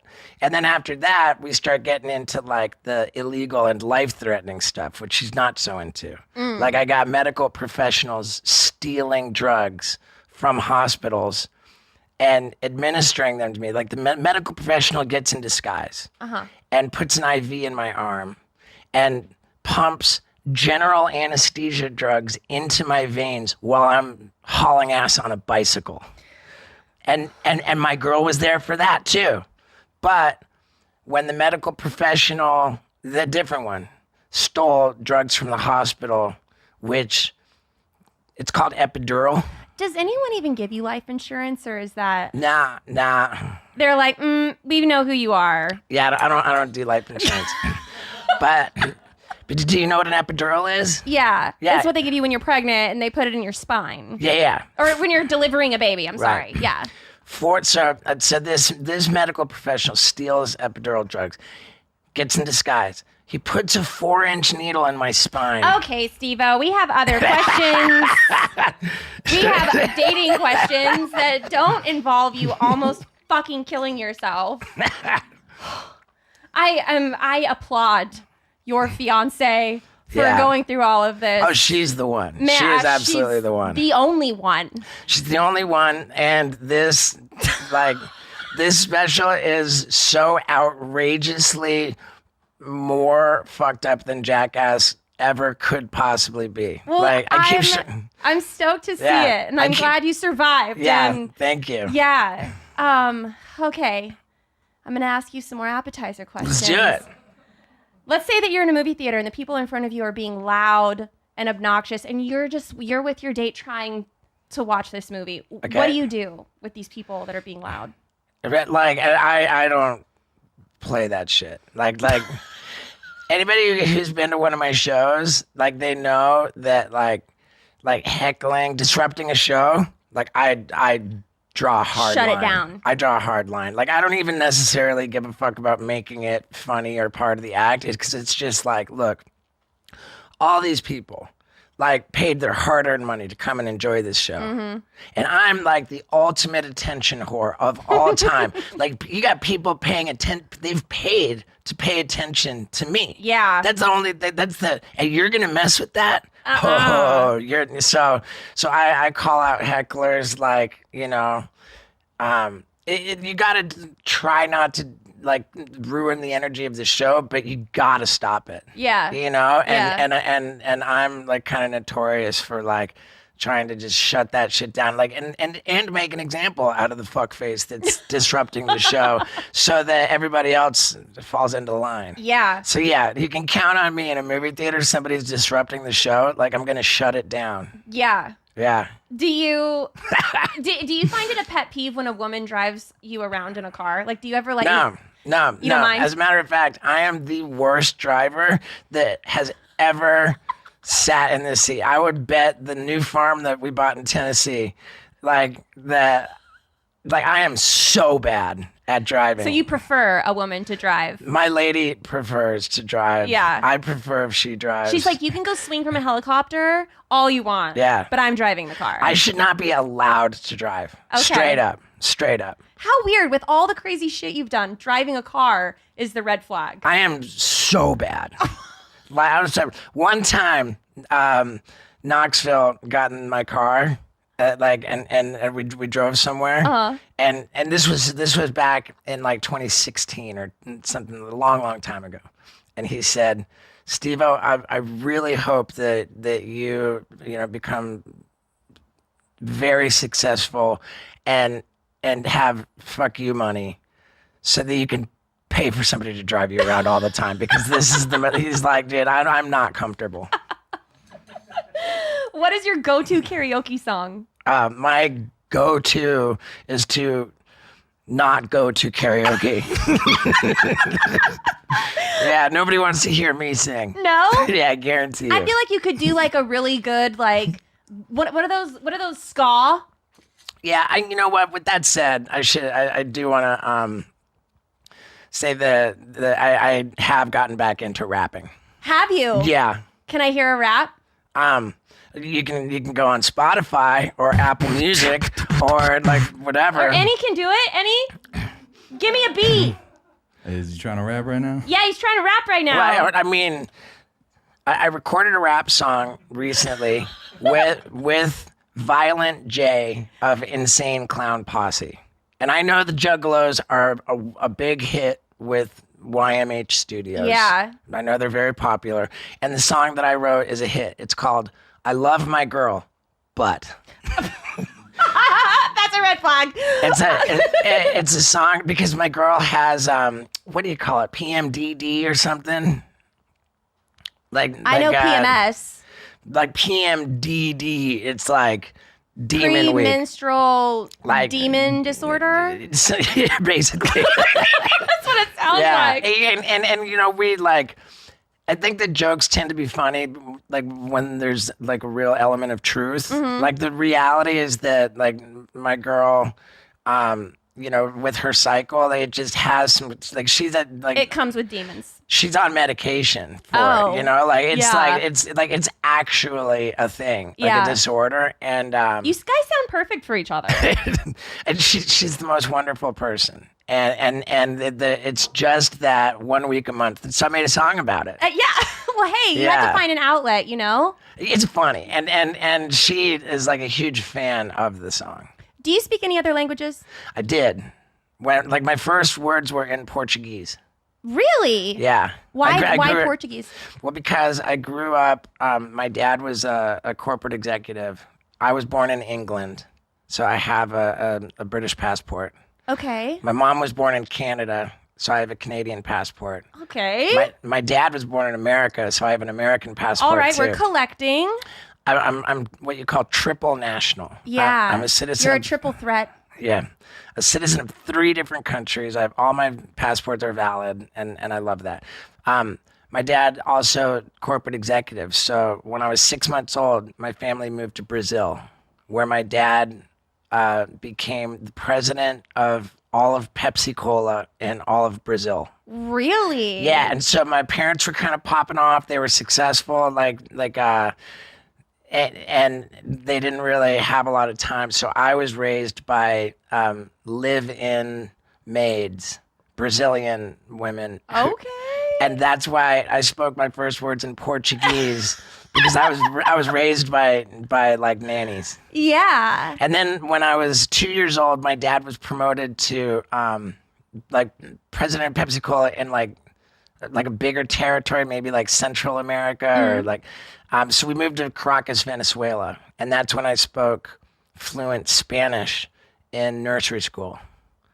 And I spoke English too. So I spoke Portuguese, Spanish, and English by the age of 3. And when I was 4 years old, my family moved to Darien, Connecticut. That was when I moved to America. And I spoke 3 languages by the age of 3 and completely forgot 2 of them by the age of like 5. Yeah. I would say either 4 or 5. Like I literally forgot them right away. But when I was at a summer camp when I was 11 years old, some baseball summer camp in Massachusetts, there were these kids from Brazil, and they said they were going crazy in the morning. They said I was speaking like Portuguese in my sleep. Really? In the cabin, like in my like where all the beds in the bunk, in the cabin, and so it's in there. That's like some amnesia stuff. Like sometimes Yeah. when people have amnesia, they come back, they come out of it speaking like a full-on different language. Have you heard of that? I believe that. That's a thing. I absolutely believe that, and it just goes to show that it's all in there. I just don't have access to it. Yeah. Well, and it's kind of like you're a dumbass if you like had 3 languages you could speak and you forgot 2 of them. It's kind of embarrassing, but at the same time, I was told that when babies learn multiple languages, like they it develops more of their brain. So like you use like more of your like it gives you an advantage, like some kind of an intellectual advantage because you use more of your brain. yeah. So obviously. Yeah. This show is sponsored by BetterHelp. Whether or not your family gives gifts during the holidays, you get to define how you give to yourself. And the holidays are a great time to do that. So whether it's by starting therapy, going easier on yourself during tough moments, or treating yourself to a complete day of rest, remember to give yourself some love this holiday season. I know that the holidays can be filled with anxiety. I personally struggle with anxiety on a consistent level, and BetterHelp has really helped me sort of clear my head, clear my heart, and clear my space. With the holidays here, anxiety can be so stressful, and you really just don't need it. So if you're thinking of starting therapy, give BetterHelp a try. It's entirely online. It's designed to be convenient, flexible, and suited to your own personal schedule. Just fill out a brief questionnaire to get matched with a licensed therapist and switch therapists at any time for no additional charge. You're allowed to choose who helps you. In the season of giving, give yourself what you need with BetterHelp. Visit BetterHelp.com/date today to get 10% off your first month. That's BetterHelp, HELP.com/date. We are sponsored by Waterboy. With the holidays approaching, our sponsor, Waterboy, is here to help you prepare for those nasty holiday hangovers. We all get them. We don't like them. Let's get rid of them. Waterboy is a hydration powder scientifically formulated to cut your hangover time in half. With 0 sugar and over 3 times the electrolytes of Liquid IV, your hangover will stand no chance. Unlike their competitors, Waterboy has added specific ingredients beyond just hydration to help with nausea, anxiety, and fatigue. For this holiday season, our listeners will get 15% off your entire order with our exclusive link at waterboy.com/date. I don't know about you, but I plan on having a very festive holiday with probably one too many drinks. So let's just go ahead and prepare for the worst and get some Waterboy in our system. Hundreds of thousands of people already trust Waterboy as their hangover cure. It's time to stop dealing with that anxiety alone. And for a limited time, my listeners get an exclusive 15% off discount with our link at waterboy.com/date. That's 15% off at waterboy.com/date. It's time to hydrate this holiday season. We're going to move on to my main course questions. All right. Like, you were trying to make me nervous about these questions. Like, there's nothing controversial about them. Are you ever going to... Whoa. Let's see if we can change that. How much sex is too much sex? How much sex is too much sex? That was like my fourth question, but you intimidated me, so... All right. I don't mind. I mean... In general, like, it's too much sex if it's bringing about shame or like guilt, you know, like I'm saying if you have like multiple partners, you know, like because I do have a checkered past. I have a checkered past. That is the sweetest way I've ever heard someone say they have a fucked up past. Well, yeah, like before I met my lady, I was never successful in relationships. You know, I had Were you like a one night stand? Even worse. Even worse because like I had this crazy dynamic where I would become infatuated with a woman. And like I would just pour on the charm, like really get this woman to fall for me, and then we would hook up, and You're then a love bomber. and then all of a sudden after I hook up with the girl, just some thing happens, and it's like a switch flips, and all of a sudden like I just totally am not into it anymore, and then I like ghost the person, and that's so and it's like I worked on this in recovery, you know, like going through this thing, and we really like broke it down as just like sociopathic behavior, where it starts with it's a pattern of like misleading somebody, exploiting them, then neglecting them, and then abandoning them. You know, and then just rinse and repeat. And whenever I would do that, I would just feel like the worst person, you know, like because I was careless with somebody's feelings. You know, I did harm to them. Like, not only was I not treating those people the way that I want to be treated, I was specifically treating them the way I most fear being treated myself. Really? I mean, basically, you don't have to be Freud to understand that I've got like real like rejection, abandonment issues, you know? Like, I'm like, look at me, love me, look at, you know? And then to be rejected and abandoned is the worst. So I think that subconsciously I somehow like did that to protect myself from being rejected, like make sure that I reject and abandon them. And that just is like the recipe for like the worst karma, the worst self-esteem, like the worst thing. And on top of that, like all this stress, the time spent, like the time, like chasing chicks around and trying to hook up all the time is like a real drain on your time. It's a full-time job. It's a full-time job, yeah. And like, so you're just not being productive. You're not like, you know, you're wasting your time. You're wasting your time doing that. And on top of that, like, you know, being careless with people's feelings, like doing harm. And on top of that, like all of the stress of like, oh my God, like, I got to go get tested or like whatever, you know, like all of the terror of like health risks, you know, like, and so God damn was that awful. And as I got older, I was doing stand-up, you know, so like for 13 years I did stand-up. And in the beginning, I would do meet and greets after all my shows and be like looking for like someone to hook up with, you know? Yeah. I would want to send everybody home with the photo so they could post it and let people know, wow, Steve-O's show was actually really good. So, you know, it made sense to do that, but I was just acting out. Yeah. And as I got closer to, as I approached 40 years old, I was like, you know what? Like, for me to be happy later in life, like, this isn't it. You got to nix that. This isn't it. Yeah, I subscribe to the idea that I have to like learn how to be in a healthy relationship and find a life partner, because that's like the secret to happiness, you know, like a real relationship.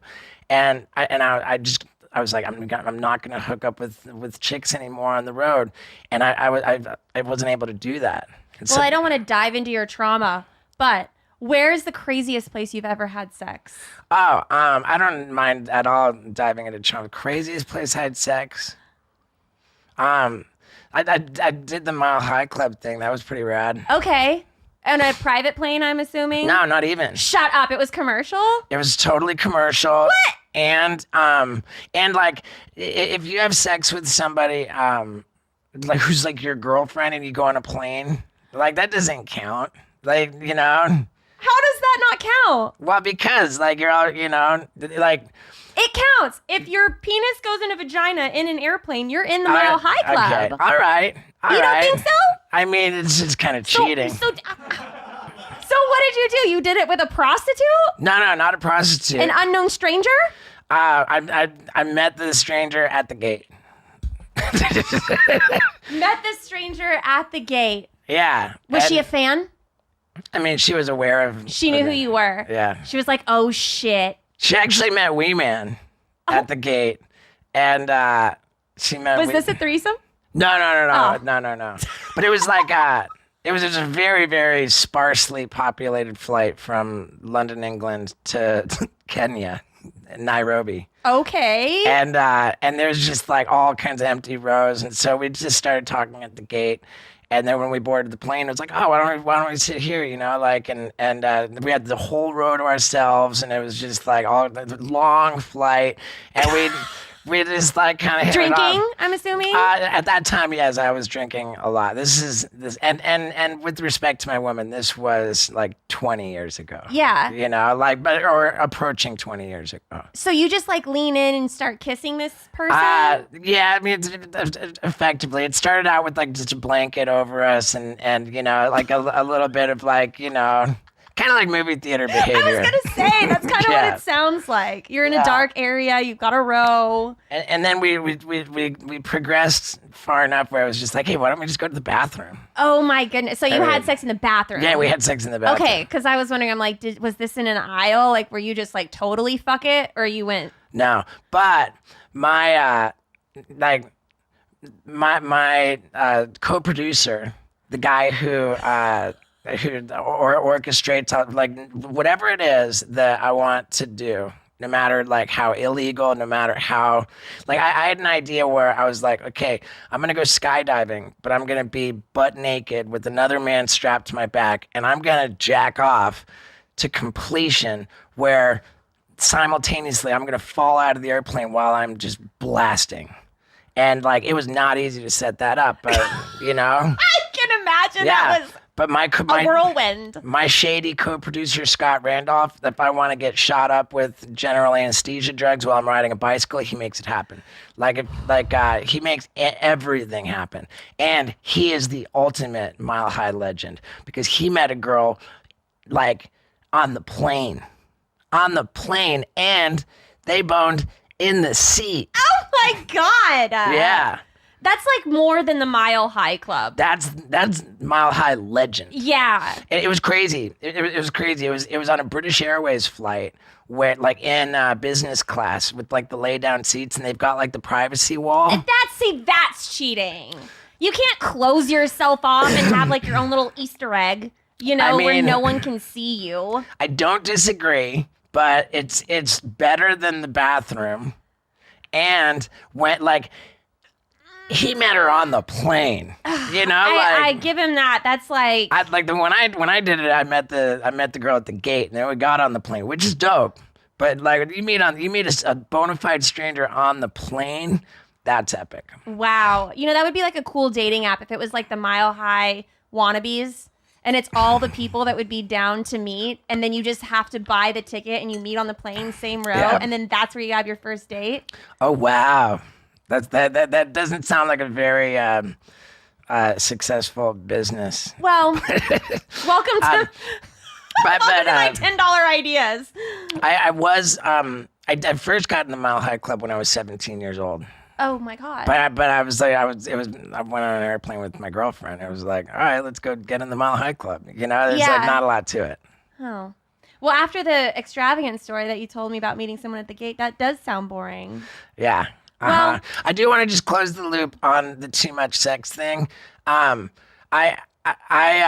acknowledged that like I needed to figure out like my behavior. I ended up getting in therapy. I ended up really taking it seriously, like the way that I take sobriety with alcohol and drugs. You know, it was like I got into sobriety for sex, and my mantra was I'm going to do the work to become the man that the love of my life deserves, fully acknowledging that I had not yet met that person. Because if I had met like the right person for me, I would have been useless to that person. It's not about finding the right person. It's about becoming the right person. Yeah. And I really, really took that seriously. And I'm very, very grateful for that. You know, like I really needed to put some distance between me and being a scumbag and do a lot of work, and I couldn't be more grateful to have done that. And now that I'm in a committed relationship, you know, approaching 7 years, like I've not done a single fucking thing that I'm not supposed to. You know, like That's great. I respect. Congratulations. Yeah, I respect my lady. I love my lady so much, and there's just like no chinks in our armor. You know, like we've never been on or off. I've never doubted for a fucking second that I want to be with her. You know, like I'm all in with her. And as a result of 15 years, I haven't wasted time on drugs and alcohol. And like 6 years, I haven't wasted any time. Like I've been just in a committed relationship. Yeah. And on top of not wasting my time, just being focused on what I want to accomplish, I've got this incredible partner who helps me accomplish. So it's like a cheat code to life. And there's no, oh my God, what did I do? And there's no like, I burned another person, I'm a piece of shit. You know, like I feel good about like who I am, like have integrity, like do the right thing, and just focused on getting shit done. Do you get jealous easily? I'm not too much like that because I have no reason to be jealous when it comes to my relationship. Neither does my girl. Like we're pretty locked in. Let's say that you are, well, since you're sober now, let's say that you were not in a relationship and you went on a date with someone and they drank alcohol. It would depend on how they drank alcohol. Let's say they got fucked up and they were a shit show. That doesn't bode well. I mean, in the beginning of my sobriety, like I kind of wouldn't have cared. Yeah. Like, and I'm kind of ashamed to admit that, but it's true. You know, for the first few years of me being sober, I was like, hey, if I'm sober, like whatever, who cares? Yeah. But now you kind of have like eyes that you're looking through really clearly, and you probably want someone that like vibes with you in that way. Well, my girl's not an alcoholic or an addict. Like she literally like has a glass of wine and doesn't finish it. Yeah. It's like the most confusing She likes thing. the taste. Yeah, it doesn't make any sense at all. What is the longest you've ever gone without showering? I can go for a good while. Doesn't really bother you very much? My girl and I, like, she'll say like, ooh, you're spicy. Yeah. You know? Like we call you stink, like, or I stink, like I'm spicy. And like if there's like a real spice going on, then it will be addressed. Yeah. And sometimes there is. Have you always sounded like that? I wasn't sure. I went to like a voice guy and I was like, dude, do I have my like fucked up vocal cords or something? And he was like put the scope down and he was like, no, you just, the way you use your voice, like you're up here and like And I was like, really, Doc? Like, after everything I've been through, Yeah. you're telling me I just suck at talking? That's just natural. All natural, baby. And I go back and forth between being like self-conscious about it and like, fuck it, man. Like, that's trademark. You know, It is trademarked for sure. And my girl loves it. You're going to be in a video game soon. I've been in plenty. Have you? You guys should do some more research. I didn't know that. No, yeah, I mean, not plenty, but I've been in a few. Okay.